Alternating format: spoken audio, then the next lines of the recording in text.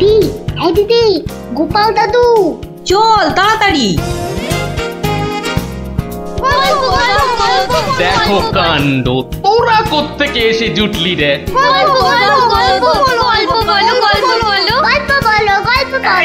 এই দেখো দেখো, আস্তে আস্তে আস্তে, আরে ধুতি খুলে যাবে রে, ধুতি খুলে যাবে। দাঁড়া দাঁড়া, ওরে রে, আমি এখন রাজসভায় যাচ্ছি, পরে এসে তোদের গল্প বলবো। এই দেখো, গল্প না বললে আমরা তোমাকে রাজসভায় যেতেই দেব না। ঠিক ঠিক, গল্প বলো, গল্প বলো। আচ্ছা আচ্ছা আচ্ছা, বেশ, চল ওই গাছতলাটায় গিয়ে বসি। আয় আয় আয়, নাও এবার শুরু করো। শোন তো, তোরা তো ওই মুর্শিদাবাদের নবাবের কথা শুনেছিস? হ্যাঁ, এক ভীষণ খামখেয়ালি লোক, বুঝলি। হঠাৎ হঠাৎ তার মাথায় অদ্ভুত সব খেয়াল চাপে, আর তার জন্য মাথা খারাপ হয়ে যায় আমাদের মহারাজ ওই কৃষ্ণচন্দ্র। তো সেবার হলো কি,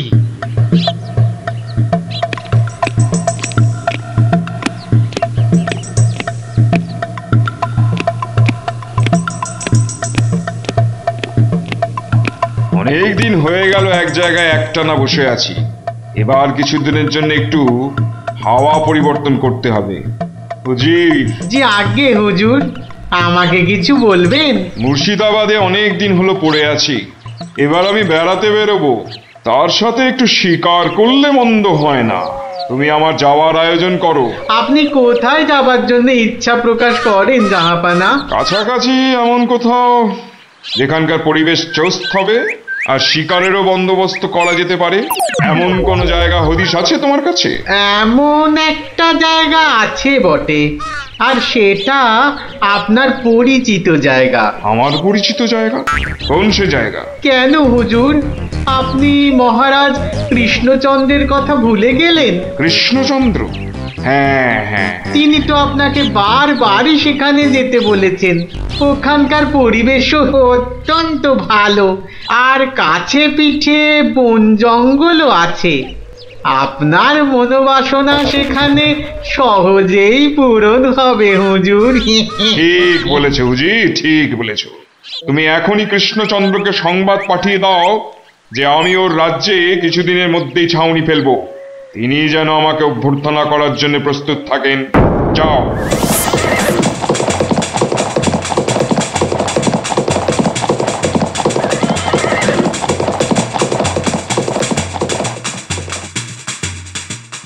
বন্ধুগণ, আজকে আমার কাছে একটা বড়ই গুরুত্বপূর্ণ খবর আছে। আর কয়েকদিনের মধ্যেই মুর্শিদাবাদের নবাব বায়ু পরিবর্তন করতে আমাদের রাজ্যে আসছেন। নবাব? মুর্শিদাবাদের নবাব? প্রচন্ড খেয়ালি মানুষ, কখন যে হঠাৎ করে কি চেয়ে বসবেন কিছুরই ঠিক নেই। আমাদের খুব সাবধানে ওনার যত্ন করতে হবে কিন্তু। হ্যাঁ, তাছাড়া উনি রাজসভায় আসবেন না, রাজধানীর উত্তর দিকে যে বিশাল অরণ্য আছে তার পাশে ছাউনি ফেলবেন, আর শিকারও করবেন। নবাবের আরাম বিরামের যাতে কোনো ত্রুটি না হয় সেজন্য আমরা সবাই সজাগ থাকব। আমি নিজে সব ব্যবস্থার তদারকি করব। আমোদ প্রমোদ, ভালো ভালো খাবার, সব কিছুর ব্যবস্থা রাখতে হবে। মহারাজ, খাবারের কথাই যখন উঠল তখন একটা কথা জিজ্ঞাসা না করে পারছি না। ওহ, আবার কি কথা? বলে ফেলো, বলে ফেলো। মহারাজ, নবাব সাধারণত গোমাংসই খুবই পছন্দ করেন, কিন্তু এটা তো হিন্দু রাজ্য, এখানে গোমাংস তো পাওয়াও যাবে না। কিন্তু নবাব যদি জেদ ধরেন। খুবই গুরুত্বপূর্ণ প্রশ্ন করেছো মন্ত্রী। সেক্ষেত্রে আমাদের নবাবকে উত্তম রূপে খাসি আর মোরগের মাংস খাইয়ে মন ভরাতে হবে। এছাড়া আর উপায় কি? হ্যাঁ, আর তাতেও উপায় না হলে হাতের কাছেই তো আছে আমাদের কৃষ্ণনগরের বিখ্যাত সরপুরিয়া রাজভোগ। এর সাথে আর গন্ধে নবাব গোমাংসের কথা ভুলেই যাবে। ঠিক বলেছো গোপাল, নবাবের এমন খাতিরদারি করতে হবে যাতে সাপও মরে আর লাঠিও না ভাঙে। তাহলে আপনারা এবার তৈরি হয়ে নিন, আজ থেকেই কাজে লেগে পড়ুন, আর একদম সময় নষ্ট নয়।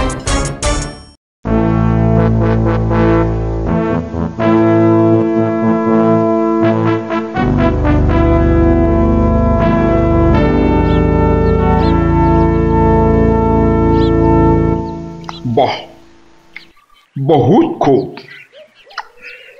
বড়ই জবরদস্ত চিজ। কি নাম বললেন এই খাবারের? আগে হুজুর সরপুরিয়া, আমাদের রাজ্যের সব থেকে জনপ্রিয় মিষ্টি। তা আমাদের বাবুর্চিকে শিখিয়ে দিলে সে এরকম জবরদস্ত জিনিস নিশ্চয়ই পাকাতে পারবে। নিশ্চয়ই জাহাপনা।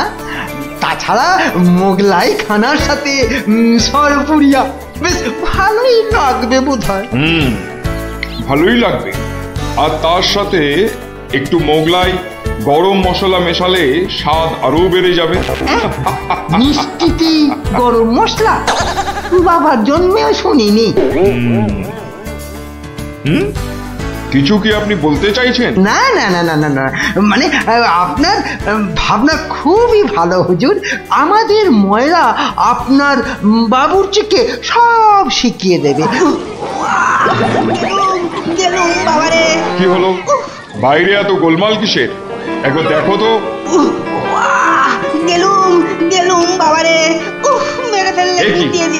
কি অবস্থা হয়েছে তোমার? কে এমন করলো? হুজুর ষাঁড়, ছাউনিতে ষাঁড় পড়েছে হুজুর। ষাঁড় এলো কোত্থেকে? কিচ্ছু বুঝতে পারছি না হুজুর, কোত্থেকে যেন এসে পড়েছে। পুরো শিবির একেবারে লন্ডভন্ড করে দিচ্ছে হুজুর। ওই যে শুনুন আবার ডাকছে। ব্যাপারটা একবার নিজের চোখে দেখতে হচ্ছে। এই তোমরা সব চলো তো একবার দেখি। কোথায় সেই বেয়াদব? আজকে আমি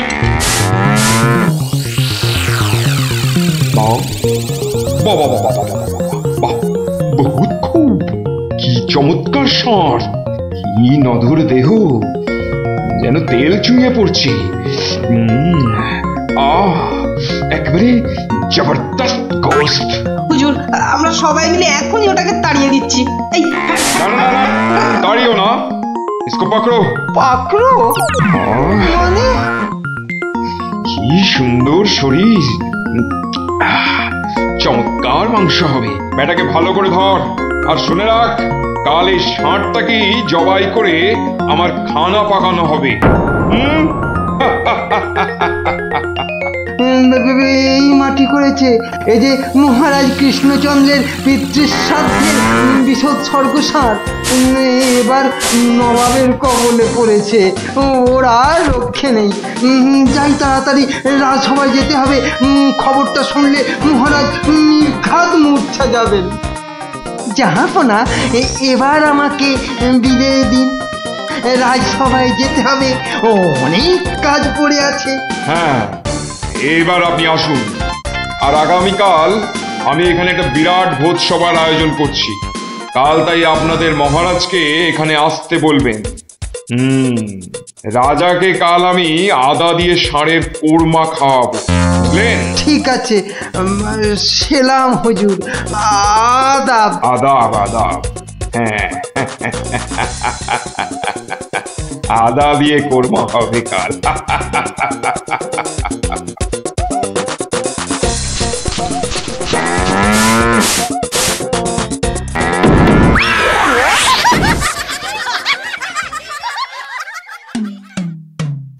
কি কথা শোনালে মহামন্ত্রী? আমি কি চরম ধর্ম সংকটে পড়লাম। আমার পিতা শ্রাদ্ধে উৎসর্গ করে ষাঁড়টাকে ধর্মের নামে ছেড়ে দিয়েছিলাম। বৃষোৎসর্গের বৃষ মারা পড়লে যে আমার পিতৃপুরুষ নরকে যাবে। কিন্তু নবাবের হাত থেকে ওকে উদ্ধার করার উপায়ই বা কি? নবাব যাকে খেতে চাইছেন তাকে ছিনিয়ে আনার চেষ্টা মানে তো রাজদ্রোহ বই তো কিছু নয়। তাই তো। ওরে বাবা, সর্বনাশ হয়ে গেল। হিন্দুর নগরে গো হত্যা হলো। আবার পিতৃপুরুষের নরকবাস হবে। কোনো উপায় নেই ঠেকাবার। যত সব বদমাইশ নবাব। আমাদের কি সর্বনাশ হলো! থামুন, বিপদের সময় একটা বুদ্ধি দেওয়ার নাম নেই। আবার নাকি কান্না কাঁদতে লেগেছে। সবাই সবাই একদম চুপ করে থাকবেন। আমাকে আমাকে একা ভাবতে দিন তো, দেখি দেখি কোনো শেষ রক্ষা করতে পারি কিনা। আগে মাফ করবেন মহারাজ, আমার উপর ভার দিলে আমি ষাঁড়টাকে নবাবের কবল থেকে খালাস করে আনতে পারি। কার সাথে টক্কর দিতে হবে বুঝতে পারছো? এ হলো স্বয়ং মুর্শিদাবাদের নবাব। আমার উপর ভরসা রাখুন মহারাজ, আমার জেদ তো আপনি ভালো করেই জানেন। তুমি বোধহয় নবাবকে ঠিকভাবে চেনো না। নবাবের মতো বদরাগী লোক রসিকতায় ভোলেন না। আপনাদের নবাবও কিন্তু আমাকে সম্যকভাবে চেনেন না। আপনি বলুন না মহারাজ, আমার দৌড় ওনার জানা আছে কি? তুমি ঠিক কি করতে চাও? আমি তো কিছুই ভেবে কুল পাচ্ছি না। আপনি শুধু একটা ছোট্ট কাজ করুন। ছোট্ট কাজ? ছোট্ট কাজ কিরকম? শুনুন মহারাজ, আর আপনি নবাবের নামে একখানি পত্র পাঠান। আমার কথা বলুন বলুন বলুন বলুন, আপনি আমাকে পাঠাচ্ছেন। তোমাকে পাঠাচ্ছি? কেন কেন?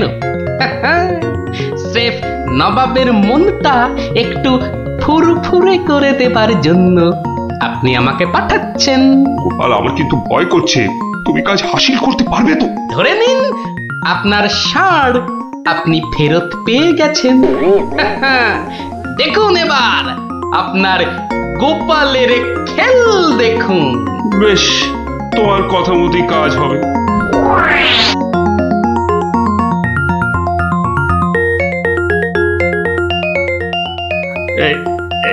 এই আমি চিঠি লিখে দিচ্ছি। প্রণাম মহারাজ, এই চললাম আমি ষাঁড় উদ্ধার অভিযানে।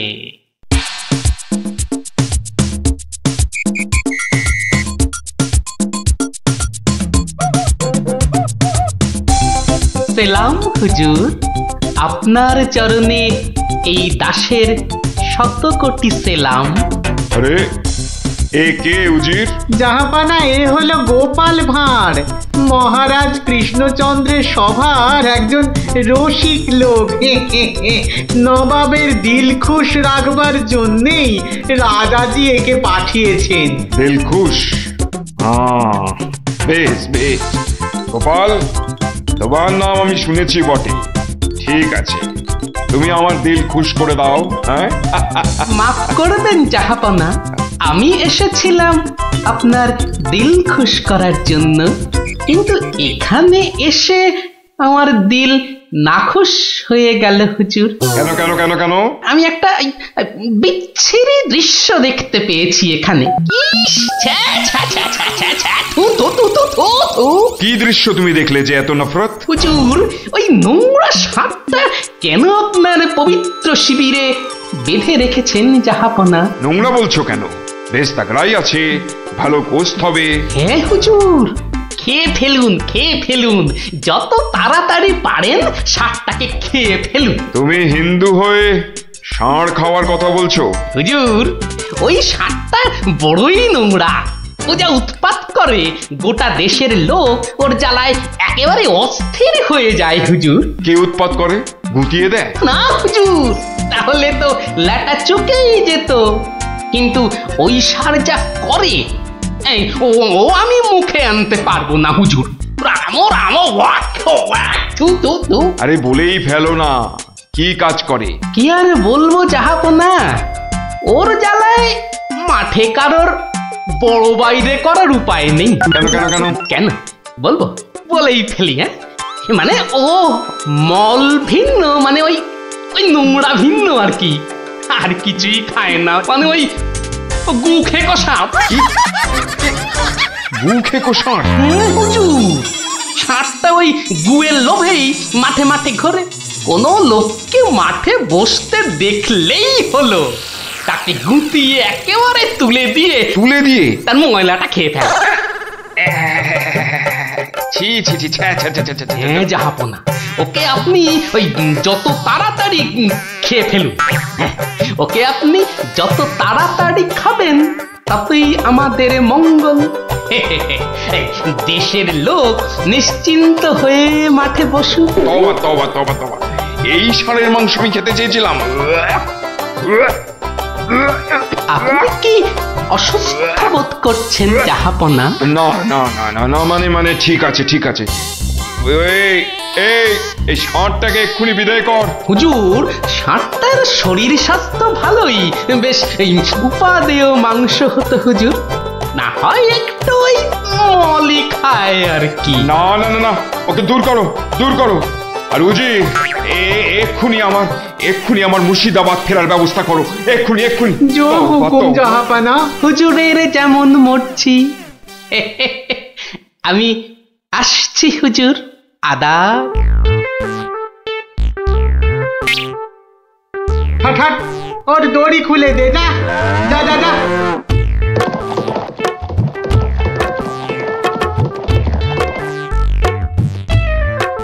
ধন্য ধন্য তুমি গোপাল, চমৎকার চমৎকার। তুই ভাবা যায় না, তুই আজ আমাকে ধর্ম সংকট থেকে বাঁচালে। মন্ত্রী মন্ত্রী, গোপালকে 2000 টাকা পুরস্কার দাও এক্ষুনি। মহারাজের জয় হোক। ব্যাস, নবাব ষাটটাকে ছেড়ে দিয়ে মুর্শিদাবাদ পালালেন, আর আমাদেরও ঘাম দিয়ে জ্বর ছাড়লো। তোরা সব খুশি তো? হ্যাঁ,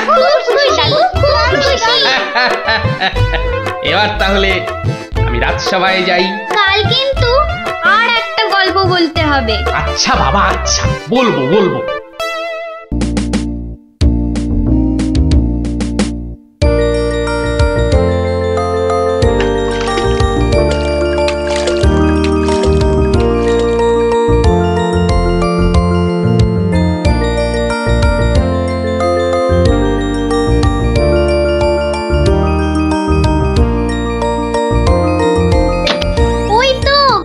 আরে বাবা, পঞ্চপ্রদীপ জ্বলে গেছে দেখছি। হ্যাঁ, পঞ্চপ্রদীপ?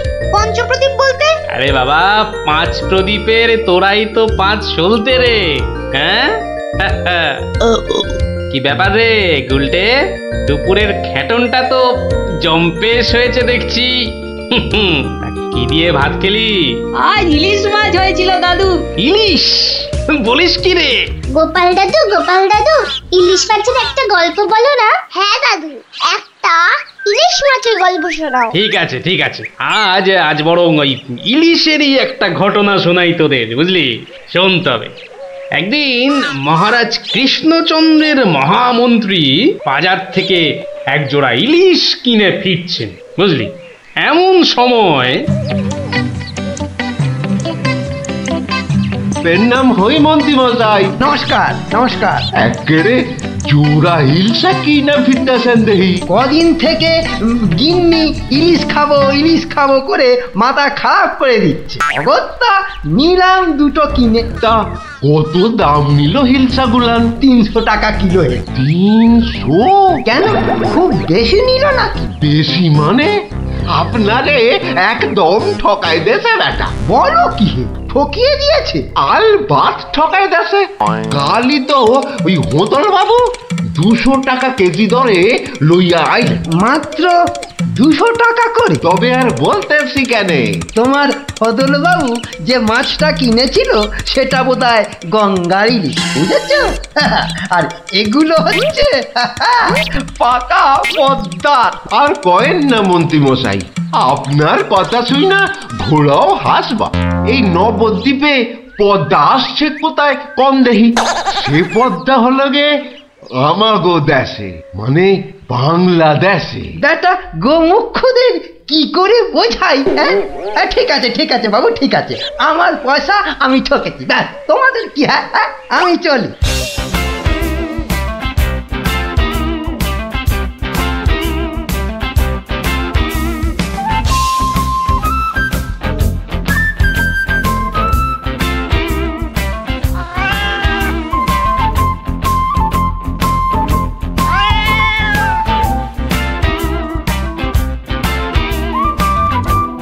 আরে আরে মন্ত্রী মশাই যে ইলিশ কিনলেন বুঝি? না কিনলে বিনি পয়সায় দেবেটাকে শুনি। সে কথা আমি বলছি নে, মানে জানতে চাচ্ছি কত করে নিল? দাম শুনে তোমার কাজ কি বাপু? তুমি তো আর দামটা দিয়ে দেবে না। তবু শুনি না একবার। আগের বেটা দাম নিয়ে বড্ড ধ্যান তাড়া করছিল, একে বরং একটু চমকে দিই। মাত্র 150 টাকা কিলো। 150? সত্যি 150 করে? তবে আর বলছি কি হে, সস্তায় হয়েছে, কি বলো? খুবই সস্তায় পেয়ে গেছেন। অনেক দিন ওই মাছটার স্বাদ পাইনি। আপনি যদি কর্তা মারে বলে না না বেশি নয়, এই 2-1 পিস যদি পাঠিয়ে দেন। এবারটা দেখছি এক কাটি বাড়া, কিছু বললে নাকি? হ্যাঁ না না, বলছিলাম কি কর্তা মারে বলে যদি বলবো বলবো, কর্তা মারে নিশ্চয়ই বলবো, নিশ্চয়ই বলবো। ধন্যবাদ। এ তো দেখি ইলিশ কিনে মহা ঝামেলা হলো। সকলেই দাম জানতে চায়। আরে বাবা, বাজারে গিয়ে দাম করলেই তো লাটা চুকে যায়। যত সব। আরে মন্ত্রী মশাই যে ইলিশ কিনে ফিরছেন বুঝি?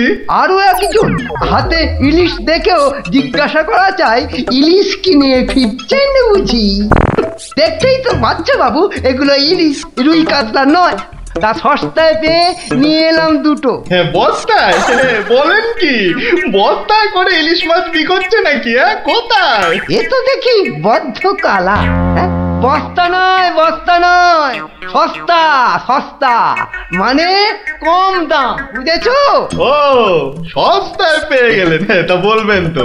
তা এমন চেঁচাচ্ছেন কেন? আমি কি কালা নাকি? যাকে যাকে ওসব কথা। সস্তা বলতে কত সস্তা মন্ত্রী মশাই? মানে ঠিক কত করে নিল? একদম জলের দরে। ফলের দরে ইলিশ মাছ? হ্যাঁ, সস্তাই বটে, সস্তা, ঠিক বলেছেন। তা কবে হচ্ছে ইলিশের ভোজ? আমার শ্রাদ্ধে। আজ রাতে? বলেন কি? তা বেশ, আমি আজ রাতেই না হয় একবার হাজির হয়ে যাবো। কিছু বললে? পিছু পিছু চলতে পারলে তো ভালোই হতো। তবে তবে একটা জরুরি কাজ আছে কিনা? এ তো দেখছি মহা পেশাদ। পেশাদ? আগে আপনাদের পেশাদ পাওয়া তো ভাগ্যের ব্যাপার। এখন তবে যাই মন্ত্রী মশাই, কি বলেন? যাই তবে।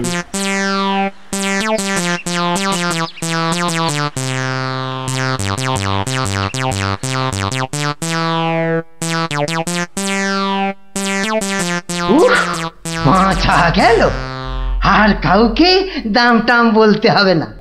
গিন্নি, ও গিন্নি, আরে গেলে কোথায়? ও গিন্নি, যাচ্ছ কেন? উমা, কি সুন্দর ইলিশ মাছটা এনেছো গো, কত দাম নিল গো? চাপ বাবা, এখানেও সেই দামের গপ্প, নিকুচি করেছে দামে। এই রইল তোমার ইলিশ, যা পড়ো রাঁধো। আমি চললুম রাজ দরবার।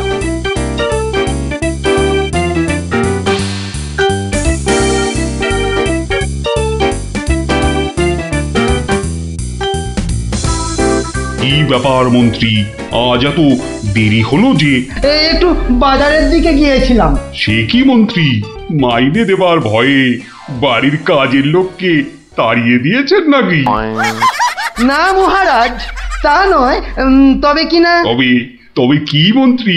আসলে মহারাজ, গিন্নি কদিন যাবৎ বড্ড ইলিশ ইলিশ করছিল, তাই আমি নিজে গিয়ে তা বলবো কি মহারাজ, বড় বড় ইলিশ ধরা পড়েছে। ধরা পড়েছে?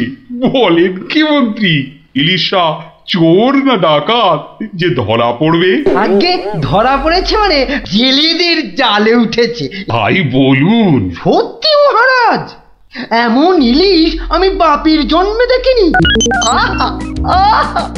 কি তার সাইজ, কি তার চেকনাই, চোখে দেখলে মনটা একেবারে জুড়িয়ে যায় মহারাজ। চোখে দেখার বদলে চেখে দেখাটাই বোধ হয় বুদ্ধিমানের কাজ। যাক, তা মন্ত্রী মশাই, আপনি কি আমার মন্ত্রিত্ব ছেড়ে ইলিশ মাছের ব্যবসা শুরু করবেন নাকি? এ কথা কেন বলছেন মহারাজ? বলছি কি আর সাধে মন্ত্রী, আপনি যেভাবে এই ইলিশ ইলিশ করে খেপে উঠেছেন তাতে কোনো কিছুই অসম্ভব নয়। ঠিক তা নয় মহারাজ, আসলে এটা ইলিশের মরশুম কিনা, যেখানেই যান শুধুই ইলিশের গল্প। আসলে এটা যে ইলিশের মরশুম সেটা না একেবারেই ভুলে গিয়েছিল। আপনি ঠিকই বলেছেন, এই সময়ে ইলিশের গল্প বন্ধ করা প্রায় অসম্ভব। তোরা যে যা বলিস ভাই, আমার শুধুই ইলিশ চাই। সকালে চাই, দুপুরে চাই, রাতেও ইলিশ চাই। আমার শুধুই ইলিশ চাই।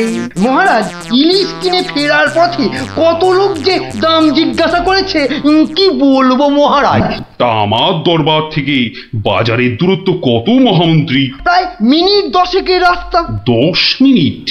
আচ্ছা গোপাল, ইলিশ হাতে এই 10 মিনিটের পথ কি তুমি আসতে পারবে, যাতে কেউ দাম জানতে না চায়? মহারাজ, এটা এমন কি কঠিন কাজ মহারাজ? বেশ বেশ, তুমি যদি বাজার থেকে একটা এই বড় সড়ো ইলিশ মাছ হাতে নিয়ে প্রকাশ্য রাজপথ দিয়ে আমার দরবারে উপস্থিত হতে পারো, এবং যদি কেউ তোমাকে ইলিশ মাছের দাম জিজ্ঞাসা না করে, তাহলে তোমাকে আমি 500 টাকা পুরস্কার দেব। তুমি রাজি তো? আমি রাজি মহারাজ। কিন্তু ভুল করেও কেউ যদি ইলিশের দাম জিজ্ঞাসা করে, তাহলে কিন্তু বুঝতেই পারছ তোমার ওই 500 টাকা জরিমানা দিতে হবে। আর এটাই আমার শর্ত। আপনার শর্ত শিরোধার্য মহারাজ। আজ নির্ঘাত তুমি ঠকবে গোপাল, নির্ঘাত ঠকবে। পুরস্কার পাওয়া তো দূরের কথা, তুমি বরং জরিমানার 500 টাকা ট্যাঁকে গুজে মাছ কিনতে যাও। সে দেখা যাবে মন্ত্রী মশাই। তাহলে আমাকে মাছের দামটা দিন মহারাজ। ধন্যবাদ। এবার আমাকে তবে আসতে আজ্ঞা দিন মহারাজ। ঠিক আছে গোপাল, তাহলে শুভস্য শীঘ্রম। তুমি এখনই রওনা হয়ে যাও। আজ্ঞে মহারাজ, এই গেলুম আর এই এলুম। তোরা যে যা বলিস ভাই, আমার শুধুই ইলিশ চাই। সকালে চাই, দুপুরে চাই, রাতেও ইলিশ চাই। আমার শুধুই ইলিশ চাই। মন্ত্রী বলতে আজ্ঞা হোক মহারাজ। আপনি আপনার বিশ্বস্ত কোনো লোককে পাঠান যে গোপালকে অনুসরণ করবে আর রাজপথে যা যা ঘটেছে তার বর্ণনা দেবে। কিন্তু সাবধান, গোপাল যেন ঘুণাক্ষরেও কিছু টের না পায়। আপনি নিশ্চিন্তে থাকুন মহারাজ, আমি আমার সবচেয়ে বিশ্বস্ত অনুচরকে পাঠাচ্ছি। ফিরে এসে ও সবিস্তারে আপনাকে সব জানাবে। বেটা ভাঁড়ের সব জারি জুরি আজই খতম হবে। ঠিক আছে, আমি তাহলে এখন একটু বিশ্রামে যাচ্ছি, আপনারাও আসুন।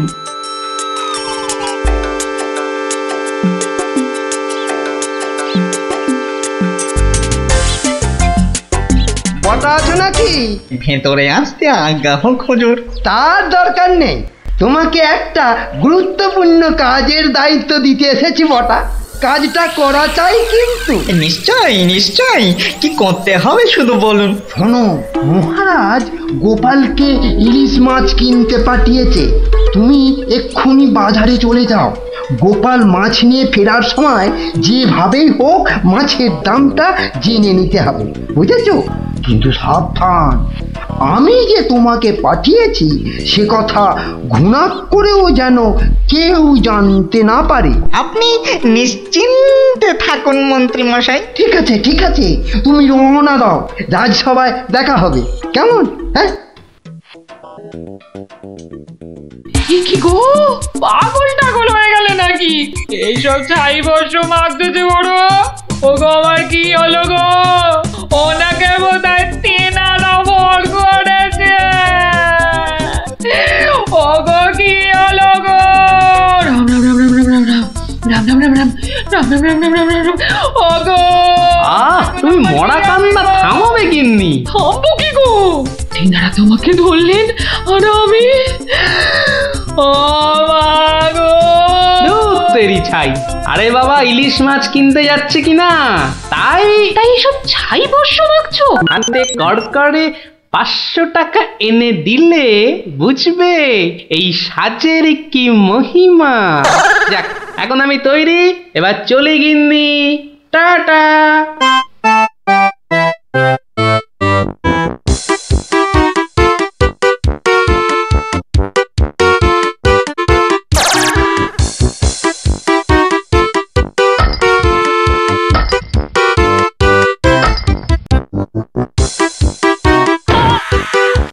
দেখ দেখ, লোকটা দিগম্বর। পাগলটাকে তো আগে কখনো দেখিনি। কিন্তু আমার যেন কেমন চেনা চেনা লাগছে। তা তো লাগবে, কাঁচি থেকে ফিরলি কিনা?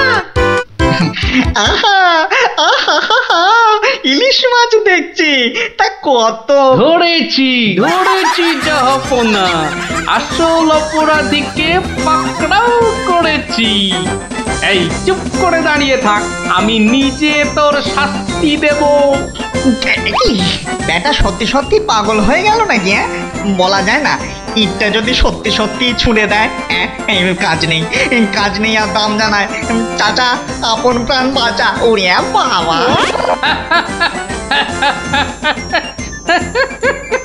বেটা, ঘুঘু দেখেছো? ঘুঘুর ফাঁদ দেখনি? এই নির্ঘাত মন্ত্রী মশাইয়ের কাজ। না হলে আগ বাড়িয়ে কেন বলতে যাবে?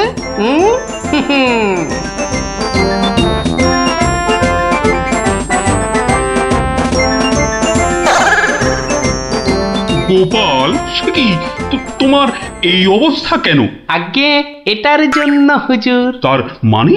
আপনার কথা মতো ইলিশ এনেছি মহারাজ, কিন্তু বিশ্বাস করুন, মাছের দাম নিয়ে কেউ কোনো প্রশ্নই করেনি মহারাজ। বটি, মন্ত্রী, আপনার অনুচরদের ডাকুন। আমি হাজির মহারাজ। তুমি দেখেছো গোপালকে ইলিশের দাম নিয়ে কেউ কিচ্ছু বলেনি? হ্যাঁ মহারাজ, দেখেছি। কিন্তু কি? মানে গোপাল ভাঁড় পাগল হয়ে গেছে। কি?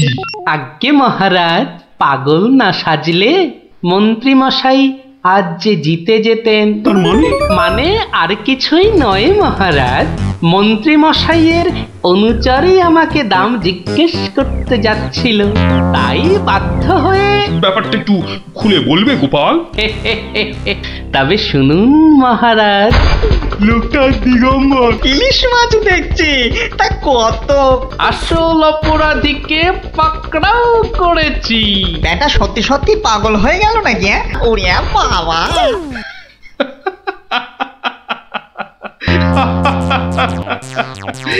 কি মন্ত্রী মশাই, গোপালের সঙ্গে আর লাগবে? আমায় ক্ষমা করে দিন মহারাজ, আমি দুঃখিত।